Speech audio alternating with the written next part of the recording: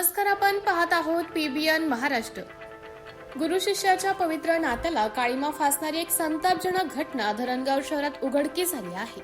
एका अल्पवयीन विद्यार्थिनीचे गेल्या 3 वर्षापासून लैंगिक शोषण करणाऱ्या शिक्षकाला पीडित मुलगी आणि तिच्या संतप्त नातेवाईकांनी भर चौकात काठीने बेदम चोप दिला। या नराधम शिक्षकाला जमिनीवर उलटे झोपवून त्याचे धिंडवडे काढण्यात आले। या मारहाणीचा व्हिडिओ सोशल मीडियावर प्रचंड व्हायरल झाला आहे।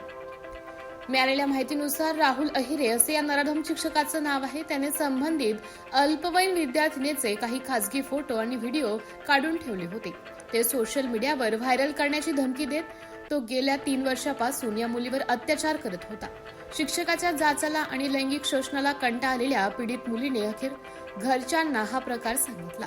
शिक्षकाचं घाणेरडं कृत्य समोर येताच पीडित विद्यार्थी आणि तिच्या नातेवाईकांचा संयम सुटला। त्यांनी राहुल अहिरेला गाठून भर चौकात काठीने झोडपून काढले। संतापाचा हा उद्रेक पाहून परिसरातील नागरिकही अवाक झाले। या घटनेनंतर धरणगाव पोलीस ठाण्यात पीडितेच्या तक्रारीवरून राहुल अहिरे विरुद्ध बलात्कारासह बाल लैंगिक अत्याचार प्रतिबंधित कायद्यान्वये गुन्हा दाखल करण्यात आला आहे। पोलिसांनी शिक्षकाला अटक केली आहे।